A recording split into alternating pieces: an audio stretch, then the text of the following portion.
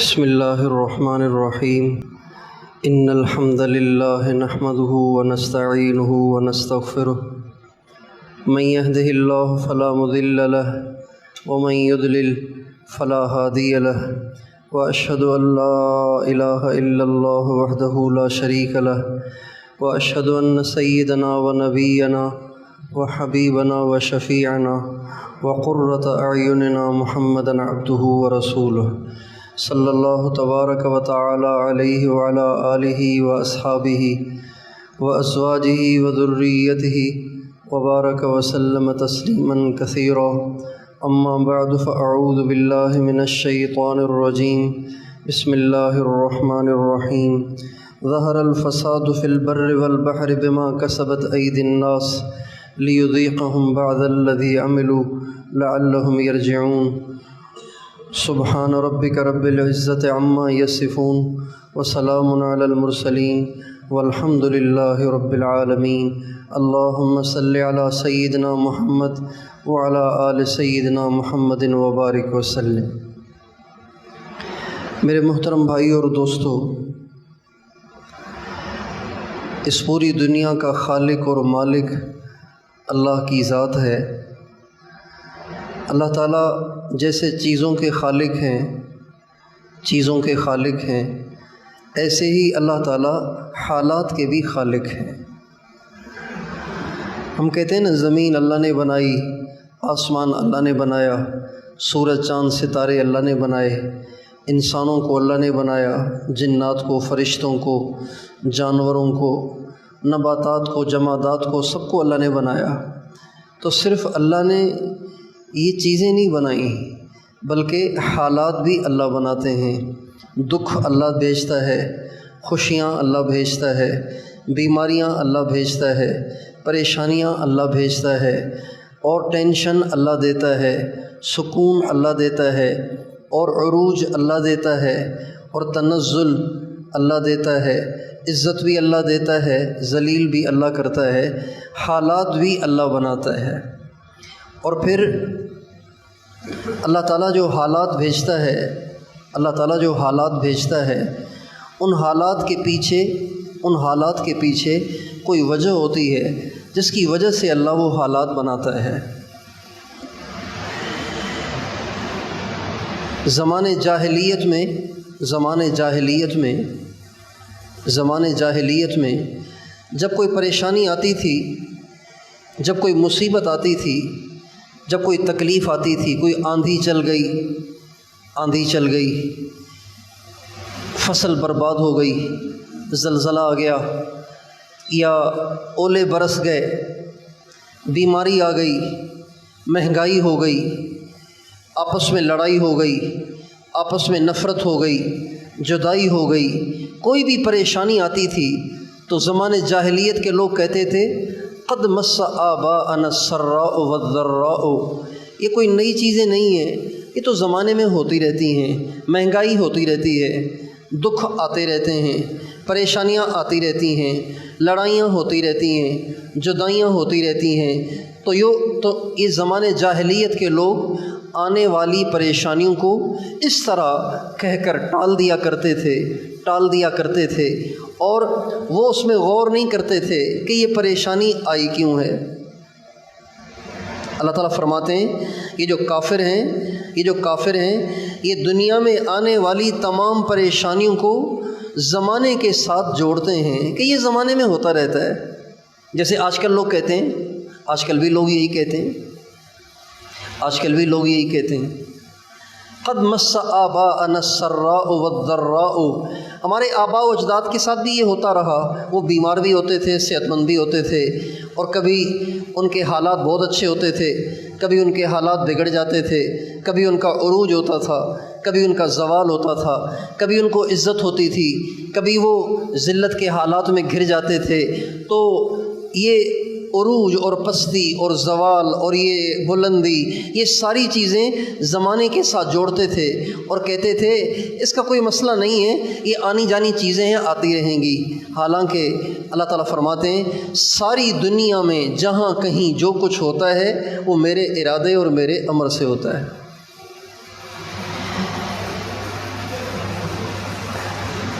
ایمان مفصل میں بہت سی چیزوں کا ایک مسلمان سے اقرار کروایا جاتا ہے۔ آمنت باللہ، میں اللہ پہ ایمان لایا، و ملائکتہ، اور اس کے فرشتوں کو بھی مانتا ہوں، تسلیم کرتا ہوں، و کتبہ، اور اللہ تعالیٰ نے جو کتابیں بھیجی ہیں اس کو بھی تسلیم کرتا ہوں، و رسلہ، اور اللہ تعالیٰ نے جتنے پیغمبر بھیجے ان کو بھی تسلیم کرتا ہوں، والیوم الآخر، اور اس بات کو بھی تسلیم کرتا ہوں کہ ایک دن وہ آنا ہے جب ساری دنیا کے انسانوں کا حساب کتاب ہوگا، ساری دنیا کے انسانوں کی اچھائیوں اور برائیوں کا ان کو بدلہ دیا جائے گا، جس کو آخرت کا دن کہتے ہیں۔ تو میں آخرت کے دن کو بھی تسلیم کرتا ہوں۔ اگلی بات کیا ہے؟ والقدر خیرہ و شرہ من اللہ تعالی، اور میں اس بات کو بھی تسلیم کرتا ہوں کہ اچھی تقدیر بھی اللہ بناتا ہے اور بری تقدیر بھی اللہ بھیجتا ہے، اچھے حالات بھی اللہ بھیجتا ہے اور برے حالات کو بھی اللہ بھیجتا ہے، والبعث بعد الموت، اور مرنے کے بعد اٹھایا جائے گا۔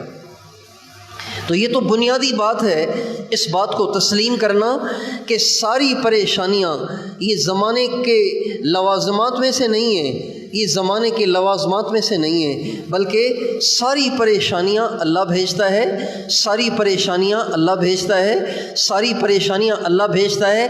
اللہ کیوں بھیجتا ہے؟ اللہ کیوں بھیجتا ہے؟ جب زلزلہ آتا ہے کتنی تباہی مچتی ہے، جب مہنگائی ہوتی ہے کتنی پریشانی آتی ہے، جب بیماریاں آتی ہیں، جب وبائیں آتی ہیں کتنی پریشانیاں آتی ہیں، اور جب بے موسم بارشیں برستی ہیں تو کتنی بڑی تباہی مچتی ہے، جب اولے برستے ہیں کتنی بڑی تباہی مچتی ہے، اور جب آندھیاں چلتی ہیں کتنی بڑی تباہیاں مچتی ہیں، جب آپس میں نفرتیں لڑائیاں ہوتی ہیں تو کتنی ساری تباہیاں مچتی ہیں۔ تو یہ خود بخود تو نہیں ہو رہا، اللہ کر رہا ہے۔ اللہ کیوں کرتا ہے؟ اللہ ظالم تو نہیں ہے کہ اللہ خام خواہ دو کو آپس میں لڑا دے، قوموں کو آپس میں لڑا دے، ملکوں کو آپس میں لڑا دے، اور خام خواہ آندھیاں بھیج کے کھڑی کھڑائی فصل کو اللہ برباد کر دے، اولے بھیج کر ہماری فصلوں کو برباد کر دے، اور مہنگائی کو بھیج کے ہمارے غریب کو روٹی کے ٹکڑے کا محتاج بنا دے۔ تو اللہ ظالم تو نہیں ہے۔ اللہ تعالیٰ فرماتے ہیں وما ربک بظلام للعبید وما کان اللہ لیظلمہم ولکن کانوا انفسہم یظلمون۔ اللہ فرماتے ہیں میں اپنے بندوں پہ ظلم نہیں کرتا، رتی برابر بھی تمہارا رب تم پہ ظلم کرنے والا نہیں ہے۔ یہ جو حالات بنتے ہیں یہ اللہ بناتا ہے اور انسانوں کے اعمال کی وجہ سے بناتا ہے، انسانوں کے اعمال کی وجہ سے بناتا ہے۔ اللہ بھیجتا ہے اور اللہ انسانوں کے اعمال کی وجہ سے بھیجتا ہے۔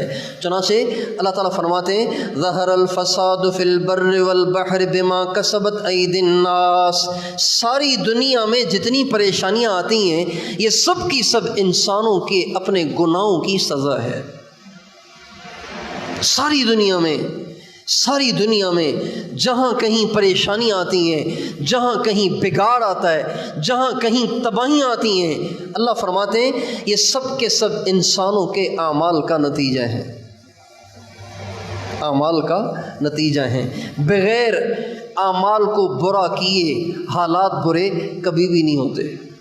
جب انسانوں کے اعمال اچھے ہو جاتے ہیں اللہ تعالیٰ نے پچھلی کتابوں میں، جیسے قرآن ایک کتاب ہے، قرآن سے پہلے بھی کتابیں اتری ہیں، تورات ہے، انجیل ہے، زبور ہے، اور بہت سے صحیفے اترے ہیں۔ ان پچھلی کتابوں میں اللہ تعالیٰ نے ایک بات فرمائی، ہمارے نبی نے اس کو نقل کیا، کعب احبار نے اس کو نقل کیا ہے، کعب احبار نے اسے نقل کیا ہے۔ اللہ تعالیٰ فرماتے ہیں انی اذا اطعت رضیت وَإِذَا رَضِيتُ بَارَكْتُ وَإِذَا بَارَكْتُ فَلَيْسَ لِبَرَكَتِي نِهَایَہ۔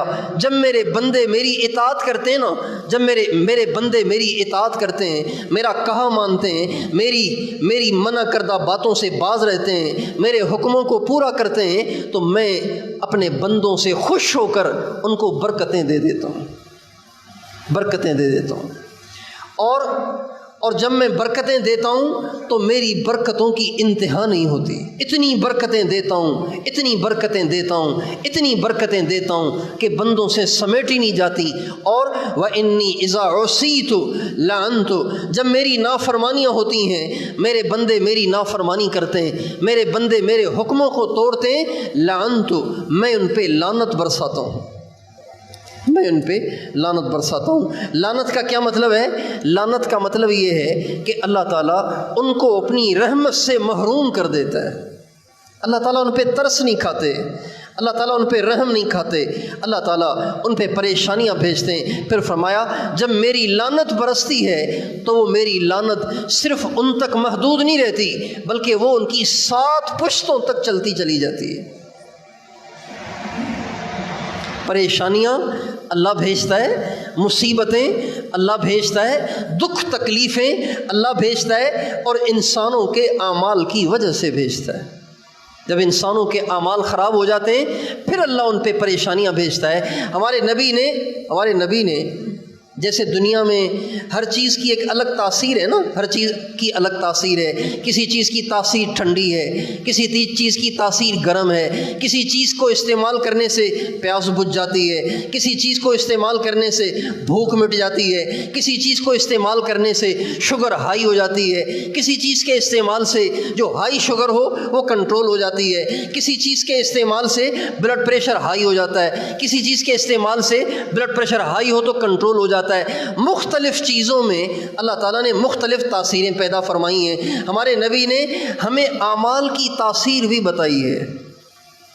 عمل کی تاثیر کیا ہے، یہ کام کریں گے تو کیا ہوگا، یہ ہمارے نبی نے ہمیں تفصیل سے بتایا ہے.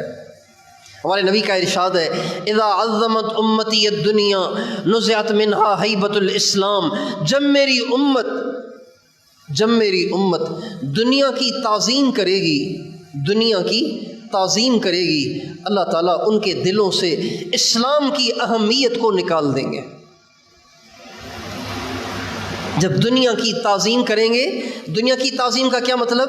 دنیا کی تعظیم کا مطلب یہ ہے کہ دنیا کا نقصان برداشت نہیں کریں گے، دین کا نقصان برداشت کر لیں گے. اور دنیا کی تعظیم کا کیا مطلب؟ دنیا کی تعظیم کا مطلب یہ ہے کہ دنیا کی وجہ سے اللہ کو ناراض کر دیں گے. دنیا کی اتنی اہمیت بڑھ جائے گی کہ اللہ ناراض ہوتا ہے تو ہوتا رہے، دنیا کا نقصان نہیں ہونا چاہیے.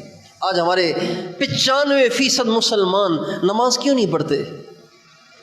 یا تو دکان کی وجہ سے، ظہر نہیں پڑھتے دکان کی وجہ سے، دفتر کی وجہ سے، عصر نہیں پڑھتے دکان کی وجہ سے، دفتر کی وجہ سے، مغرب نہیں پڑھتے کاروبار کی وجہ سے، عشاء نہیں پڑھتے دوستوں یاروں کی وجہ سے، فجر نہیں پڑھتے آرام کی وجہ سے، ساری رات موبائل پہ کھیلتے رہتے ہیں، فجر سے پہلے سوتے ہیں، فجر میں اٹھتے نہیں ہیں.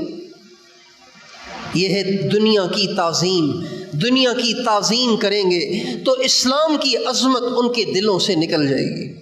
اذا عظمت امتی الدنیا نزعت منها ہیبۃ الاسلام واذا ترکت الامر بالمعروف والنہی عن المنکر حرمت برکت الوحی. جب میری امت نیکی کی نصیحت کرنا چھوڑ دے گی اور لوگوں کو برائی سے روکنا چھوڑ دے گی، اللہ پاکی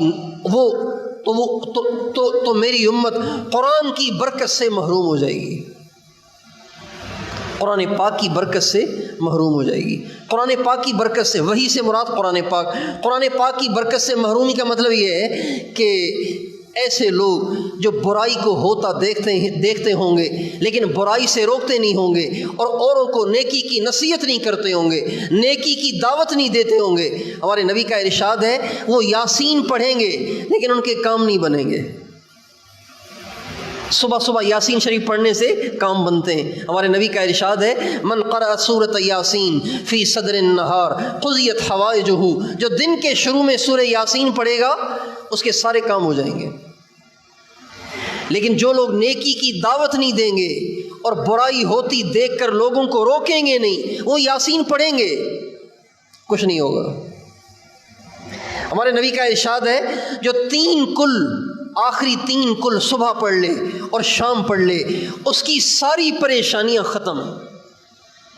نہ اس پہ جادو اثر کرے گا، نہ اس پہ جن اثر کرے گا، نہ اس پہ تعویذ اثر کرے گی، نہ اس پہ تعویذ اثر کریں گے۔ کسی جادوگر کا جادو اس پہ اثر نہیں کرے گا جو صبح کو 3 کل پڑھے گا اور رات کو 3 کل پڑھے گا۔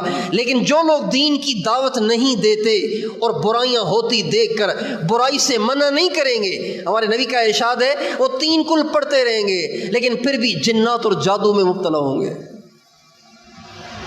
کبھی ان کو نظر گرا دے گی، کبھی ان کو جادو گرا دے گا، کبھی ان کو تعویذ گرا دیں گے، کبھی کہیں گے کہ بچیوں کے رشتے پہ کسی نے بندش ڈال دی ہے، کبھی کہیں گے کاروبار پہ کسی نے بندش ڈال دی ہے۔ حالانکہ 3 کل پڑھتے ہوں گے لیکن ان کے کاروبار بند ہو جائیں گے، ان کے رشتے بند ہو جائیں گے، جنات کے اثرات اور جادو کے اثرات ان کو پکڑ لیں گے۔ کیوں؟ اس لیے کہ نیکی کی دعوت نہیں دیتے، برائی سے منع نہیں کرتے، برائی ہوتی دیکھ رہے منع ہی نہیں کر رہے۔ برائی کو ہوتے دیکھنا اور منع نہ کرنا یہ بھی جرم ہے، یہ بھی جرم ہے، اور اس کو عقل بھی مانتی ہے، اس کو عقل بھی مانتی ہے۔ ایک بڑا بیٹا ہے، ایک چھوٹا بیٹا ہے، ایک سمجھدار بیٹا ہے، ایک ناسمجھ بیٹا ہے۔ چھوٹے بیٹے نے دودھ کی دیگچی اٹھائی اور اسے انڈیل دیا، اور بڑا بیٹا کھڑا ہو کے تماشا دیکھتا رہا۔ جب ماں آئے گی، باپ آئے گا اور دیکھے گا کہ بڑا بیٹا تماشا کر رہا ہے اور چھوٹے بیٹے نے دودھ کی دیگچی انڈیل دی، تو بتائیے جہاں چھوٹے کی پٹائی ہوگی تو بڑے کی بھی پٹائی ہوگی کہ نہیں ہوگی؟ بھائی بتاؤ، ہوگی کہ نہیں ہوگی؟ ہمارے نبی کا ارشاد ہے کہ بنی اسرائیل کی ایک بستی تھی، بنی اسرائیل کی ایک بستی تھی، انہوں نے اللہ کی بہت نافرمانیاں کی، انہوں نے اللہ پاک کی بہت نافرمانیاں کی، اتنی نافرمانیاں کی کہ ساری بستی نافرمانی میں مبتلا ہو گئی۔ اللہ تعالیٰ نے حضرت جبریل علیہ السلام کو بھیجا کہ جاؤ جا کے اس بستی کو الٹ دو۔ جبریل علیہ السلام آئے اس بستی کو الٹنے کے لیے۔ جبریل علیہ السلام تو چھوٹے نہیں ہیں نا، وہ تو بہت بڑے ہیں، ساری دنیا ان کی نظروں میں ایسے جیسے پلیٹ۔ جب بستی کو الٹنے کے لیے آئے تو دیکھا کہ بستی ساری کی ساری نافرمان ہے، ساری کی ساری نافرمان ہے، لیکن اس بستی میں ایک بڑا اللہ والا ہے، بڑا اللہ والا ہے، بڑا اللہ والا ہے۔ کتنا اللہ والا ہے؟ کتنا اللہ والا ہے؟ اتنا اللہ والا ہے، اتنا بڑا عبادت گزار ہے، اتنا بڑا عبادت گزار ہے، اتنا بڑا اللہ والا ہے کہ پلک جھپک کے برابر بھی وہ اللہ سے غافل نہیں ہے، پلک جھپک کے برابر بھی وہ اللہ سے غافل نہیں ہے۔ جبریل علیہ السلام بڑے حیران ہوئے اور سوچا کہ اس بستی کو الٹوں تو صحیح، لیکن یہ اللہ والا بھی تو اس میں ہے۔ چنانچہ وہ دوبارہ اللہ کی طرف گئے اور اللہ پاک سے کہا، یا اللہ، جس بستی کے پلٹنے کا آپ نے حکم فرمایا، جس بستی کے پلٹنے کا آپ نے حکم فرمایا، اس میں تو ایک بہت بڑا بزرگ بھی ہے، بہت بڑا بزرگ بھی ہے، اور اتنا بڑا بزرگ ہے کہ آپ کی یاد سے، آپ کے ذکر سے، آپ کی عبادت سے پلک جھپک کے برابر بھی وہ غافل نہیں ہے۔ اتنا بڑا اللہ والا تو ہمارے حیدرآباد میں بھی کوئی نہیں ہے، پورے سندھ میں بھی کوئی نہیں ہے کہ جو پلک جھپک کے برابر بھی اللہ سے غافل نہ ہو۔ انسان ہے، پیشاب پاخانے میں غفلت ہو ہی جاتی ہے، نماز میں بھی ادھر ادھر کے خیالات آ جاتے ہیں۔ یہ ایسا اللہ والا ہے، یہ اتنا بڑا ولی ہے، اتنا بڑا عبادت گزار ہے کہ پلک جھپک کے برابر بھی اللہ کے ذکر سے، اللہ کی عبادت اور یاد سے غافل نہیں ہے۔ اللہ تعالیٰ نے فرمایا، میرے جبریل، بے شک یہ بہت بڑا عبادت گزار ہے، بے شک یہ ہر وقت میری یاد میں رہتا ہے، لیکن یہ بھی تو دیکھو کہ ساری بستی میری نافرمانیوں میں مبتلا ہے، اور یہ نافرمانیاں دیکھ کے لم یتمعر وجہہ فی قط، اتنی ساری نافرمانیاں دیکھ کے اس کے چہرے پہ تغیر بھی تو نہیں آیا۔ اس کا مطلب یہ ہے کہ اس کو بس اپنی جنت کی فکر لگی ہوئی ہے اور دوسروں کی اس کو فکر نہیں ہے۔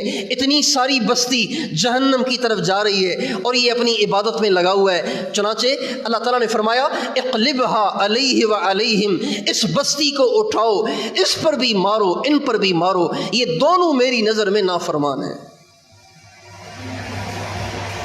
برائی کو ہوتے دیکھنا اور اس کو بند کرنے کی کوشش نہ کرنا اتنا بڑا جرم ہے، اتنا بڑا جرم ہے۔ اس لیے ہمارے نبی فرماتے ہیں وَإِذَا تَرَكَتِ الْأَمْرَ بِالْمَعْرُوفِ وَالنَّهْيِ عَنِ الْمُنْكَرِ حُرِمَتْ بَرَكَةَ الْوَحْيِ، نیکی کی دعوت نہیں دیں گے اور برائی سے منع نہیں کریں گے تو ایسے لوگ قرآن کی برکت سے محروم ہو جائیں گے۔ ہمارے نبی کا ارشاد ہے جو آدمی روزانہ رات کو سورہ واقعہ پڑھے گا کبھی اس پہ فاقہ نہیں آئے گا، کبھی وہ رزق کی تنگی میں مبتلا نہیں ہوگا، کبھی وہ کسی کا محتاج نہیں ہوگا۔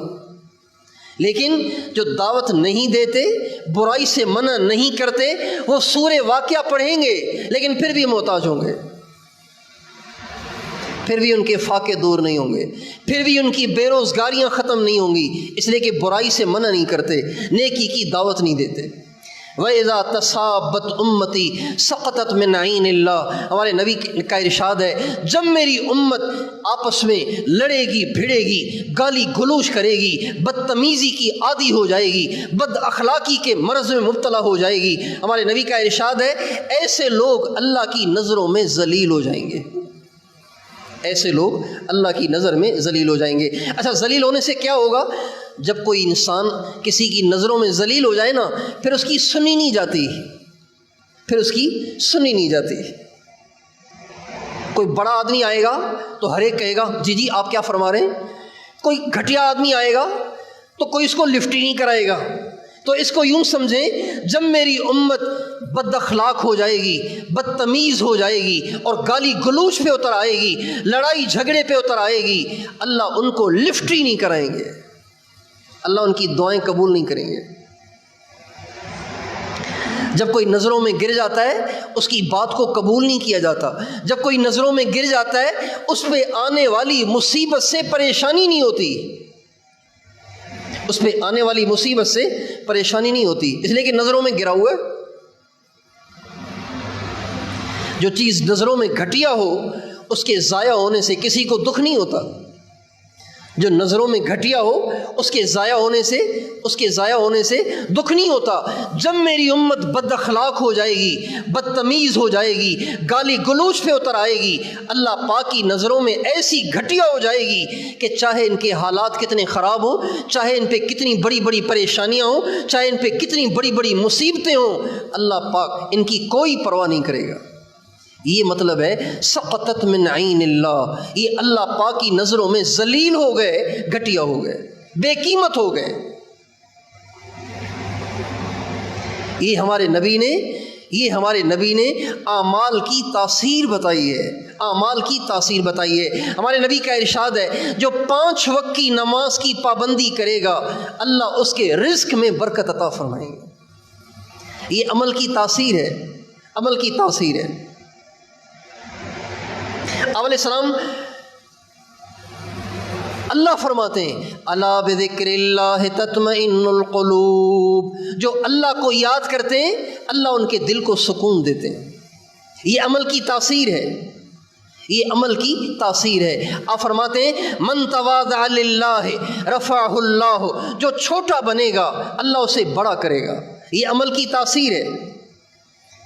چھوٹا بننے سے انسان بڑا بنتا ہے، بڑا بننے سے انسان ذلیل بنتا ہے، یہ عمل کی تاثیر ہے۔ اور آپ علیہ السلام کا ارشاد ہے جب میری امت کے دکاندار اور جب میری امت کے تاجر ناپ تول میں کمی کریں گے اللہ پاک اس زمانے میں مہنگائی کو مسلط کر دے گا۔ جب دکاندار ناپ تول میں کمی کریں گے اللہ پاک ان پر مہنگائی کو مسلط کر دے گا۔ اور آپ فرماتے ہیں جب میری امت کے مالدار زکوٰۃ دینا چھوڑ دیں گے اللہ پاک میری امت کے لوگوں پہ قحط سالی کو مسلط کر دیں گے، کھڑی کھڑی فصلیں تباہ ہو جائیں گی۔ یہ اعمال کی تاثیر ہے۔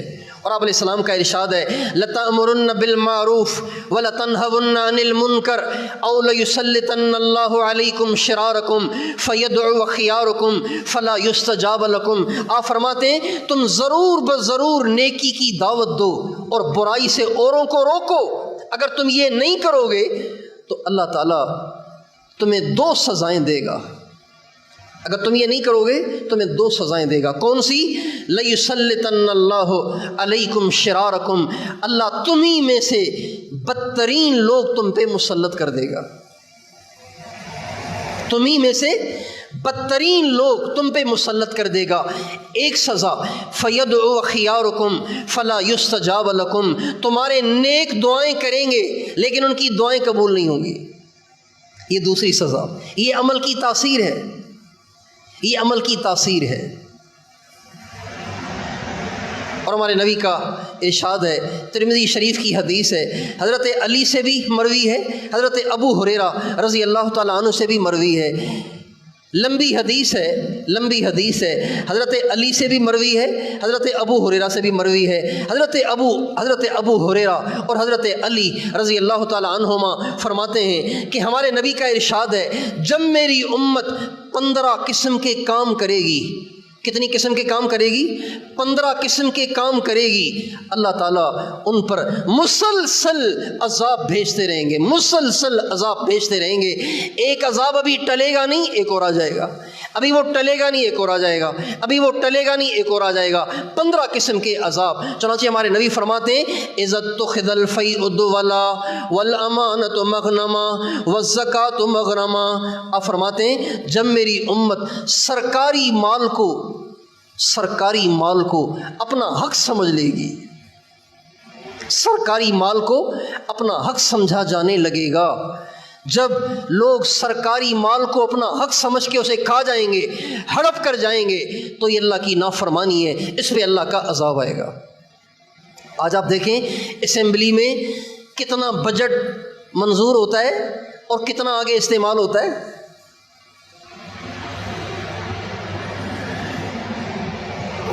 سرکاری مال ہے, ہڑپ کر گئے, آپس ہی میں بانٹ کے کھا گئے.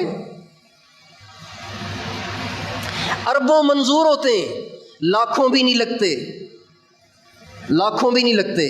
منظور اربوں ہوتے ہیں اور لگتے لاکھوں بھی نہیں. یہ جو ہماری آئے دن سڑکیں ٹوٹ جاتی ہیں, یہ کیوں ٹوٹتی ہیں؟ یہ اس لیے ٹوٹتی ہیں کہ جتنے پیسے منظور ہوئے تھے اتنے پیسے لگے ہی نہیں.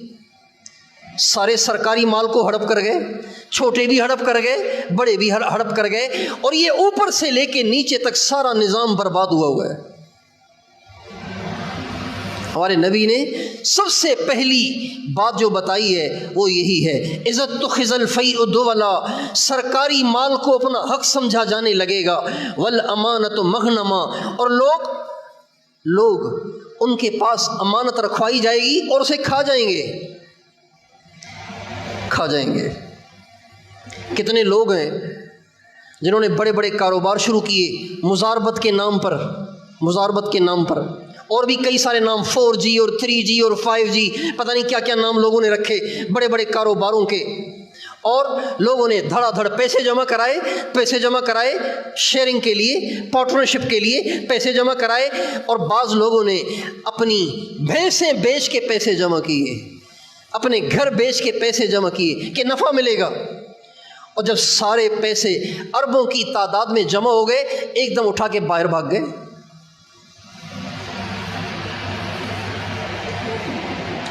بڑا بھائی مرتا ہے, ساری جائیداد 2 بھائیوں کے کنٹرول میں ہے, بڑے بھائی اور چھوٹے بھائی. بڑا بھائی مر گیا تو اب چھوٹے بھائی کے پاس یہ ساری جائیداد میں سے ایک حصہ جو بڑے بھائی کا بنتا ہے, یہ اس کے بھتیجوں کی امانت ہے, اس کی بھتیجیوں کی امانت ہے, اس کی بھابھی کی امانت ہے. بڑا بھائی مر جاتا ہے, چھوٹا بھائی سارا ہڑپ کر جاتا ہے, بھتیجوں کو لاوارث کر دیتا ہے, بھابھی کو لاوارث کر دیتا ہے. یہ ہے امانت کو کھا جانا. ہمارے نبی کا ارشاد ہے, جب والامانۃ مغنما, جب لوگ امانت کو کھا جائیں گے, والزکاۃ مغرما, اور اللہ پاک کے نام پہ لگاتے ہوئے ان کی جان جائے گی. زکوٰۃ کو وہ ٹیکس سمجھیں گے, زکوٰۃ نہیں دی جائے گی. زکوٰۃ دیتے ہوئے انہیں بخار چڑھ جائے گا. حالانکہ زکوٰۃ اللہ نے صرف 40% رکھی ہے, 40واں حصہ رکھا ہے, 40واں حصہ زکوٰۃ ہے. ایک آدمی کے پاس 1 لاکھ روپے ہے نا, اس کو صرف 2500 دینا ہے. اور ہمارے نبی کا ارشاد ہے, جب ایک مالدار اپنے 1 لاکھ میں سے 2500 نکال دیتا ہے, اس کے 97,500 کے مال کا محافظ اللہ بن جاتا ہے. اللہ چوکیدار بن جاتا ہے, اللہ اس کے مال کا محافظ بن جاتا ہے. اس کی ایک ایک اس کا پیسہ بھی گم نہیں ہوگا جس کی زکوٰۃ پوری ادا ہوتی ہے۔ والزکوٰۃ مغرمہ، جب میری امت کے لوگ زکوٰۃ کو ٹیکس سمجھیں گے اور عطا اور وظہرت الاصوات فی المساجد، مسجدوں میں شور ہوگا، لڑائی ہوگی، جھگڑے ہوگے، اور یہ جو موبائل کی ٹونیں بجتی ہیں نا، یہ بھی اسی حکم میں نماز میں کھڑے ہوئے ایک دم انڈین گانے کی ٹون بجنا شروع ہو جاتی ہے اور سارے نمازی پریشان ہو جاتے ہیں کہاں سے آواز آ رہی ہے، اور پھر جیب میں ہاتھ ڈال رہے ہوتے ہیں، بند کر رہے ہوتے ہیں۔ وَظَهَرَتِ الْأَصْوَاتُ فِي الْمَسَاجِدِ، مسجدوں میں آوازیں بلند ہوں گی، اور آپ نے فرمایا أَطَاعَ الرَّجُلُ امْرَأَتَهُ وَأَقَّ أُمَّهُ، لوگ اپنی بیویوں کے فرما بردار ہوں گے، اپنی ماؤں کے نافرمان ہوں گے، بیوی کے کہنے میں آ کے اپنی ماؤں کی دل آزاریاں کریں گے۔ وَأَدْنَى صَدِيقَهُ وَأَحْصَى أَبَاهُ، آپ فرماتے ہیں دوستوں کو قریب کریں گے لیکن اپنے باپ کو دور کریں گے۔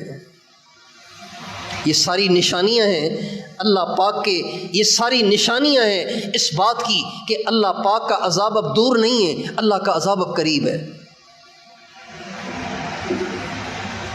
کیوں بھائی ایسے ہو رہا ہے کہ نہیں ہو رہا ہے؟ ہو رہا ہے کہ نہیں ہو رہا؟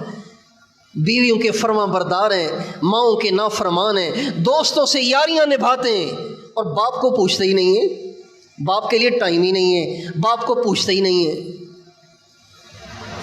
اور ساد القبیلۃ فاسقہم، عجیب عجیب باتیں آپ سنیں گے نا تو آپ کہیں گے شاید ہمارے نبی نے آج ہی کے زمانے میں کے بارے میں فرمایا ہے۔ ساد القبیلۃ فاسقہم، قوموں کے سردار، قبیلوں کے سردار، ان کے سب سے بڑے بدماش اور سب سے بڑے کمینے اور سب سے بڑے عیاش اور سب سے بڑے شرابی اور زانی بن جائیں گے۔ اب سارے سندھ کی قوموں کو ٹٹول لیجئے، سارے سندھ کی قوموں کو ٹٹول لیجئے، ہر قوم کا سردار آپ کو زانی ملے گا، شرابی ملے گا، چور ملے گا، ظالم ملے گا، بدماش ملے گا، اللہ ماشاءاللہ اچھے بھی ہوں گے۔ ساد القبیلۃ فاسقہم، قبیلوں کے سردار، قبیلوں کے وڈیرے، قبیلوں کے نواب اور قبیلوں کے چودھری شریف لوگ نہیں ہوں گے، زانی شرابی اللہ کے نافرمان ہوں گے، بدماش اور عیاش ہوں گے۔ وَكَانَ زَعِيمُ الْقَوْمِ أَرْذَلَهُمْ، وَكَانَ زَعِيمُ الْقَوْمِ أَرْذَلَهُمْ، اور لوگوں کے حکمران پرلے درجے کے گندے لوگ اور پرلے درجے کے ذلیل قسم کے لوگ ہوں گے۔ وَكَانَ زَعِيمُ الْقَوْمِ أَرْذَلَهُمْ، جس پہ جتنا بڑا کرپشن ہوگا وہ اتنا بڑا حکمران ہوگا، جس پہ جتنے زیادہ کیس بن جائیں گے وہ اتنا بڑا حکمران بن جائے گا، اس کو اتنا بڑا عہدہ مل جائے گا۔ وَكَانَ زَعِيمُ الْقَوْمِ أَرْذَلَهُمْ، حکمران رذیل قسم کے، ذلیل قسم کے لوگ ہو جائیں گے۔ اور وَأُكْرِمَ الرَّجُلُ مَخَافَةَ شَرِّهِ، لوگ ایک دوسرے سے ملیں گے لیکن اس لیے نہیں کہ ان سے محبت ہے، ان کے شر سے بچنے کے لیے ان سے ملیں گے۔ بھئی کھڑے ہو کے مل لو ورنہ پھر خام خواہ پریشان کرے گا۔ عمرہ کر کے آ گیا ہے، جاؤ جا کے پوچھ کے آؤ ورنہ پھر ذلیل کرے گا خام خواہ۔ بیٹے کی شادی کر رہا ہے، ویسے تو دل نہیں کر رہا اس لیے کہ بڑا ظالم ہے، بڑا فاسق ہے، لیکن شادی کی دعوت میں جاؤ ورنہ پھر خام خواہ مسائل کرے گا۔ وَأُكْرِمَ الرَّجُلُ مَخَافَةَ شَرِّهِ، عید مبارک دیں گے اس لیے نہیں کہ محبت ہے، اس لیے کہ شر سے بچنا چاہتے ہوں گے۔ وَأُكْرِمَ الرَّجُلُ مَخَافَةَ شَرِّهِ، اوروں کے شر سے بچنے کے لیے اکرام کیا جائے گا۔ وَتُعَلِّمَ لِغَيْرِ الدِّينِ، علم پڑھیں گے اللہ کے لیے نہیں، اللہ کے لیے نہیں، جنت بنانے کے لیے نہیں، آخرت بنانے کے لیے نہیں، بلکہ دنیا کے لیے پڑھیں گے۔ جو دنیاوی علوم ہیں وہ تو آج کل پڑھتے ہی ہیں دنیا کے لیے، اللہ ماشاءاللہ کوئی ہزاروں میں کوئی ایک ہو تو ہو، ورنہ یہ ڈاکٹر کیوں بن رہے ہیں؟ یہ ڈاکٹر کسائی بننے کے لیے بنتے ہیں۔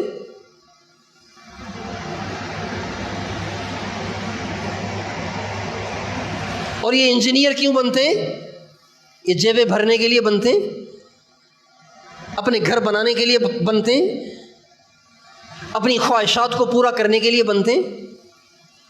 تعلم لغیر الدین، ان میڈیکل یونیورسٹیوں میں پڑھنے والے اللہ کے لیے پڑھتے ہیں، ان انجینئرنگ یونیورسٹیوں میں پڑھنے والے اللہ کے لیے پڑھتے ہیں کہ بھئی چلو مسجد بناؤں گا، کسی کے کام آؤں گا، کسی کی دعائیں لوں گا، اللہ ماشاءاللہ شاید کوئی ہو، ورنہ عام طور پہ تو نہیں ہوتا۔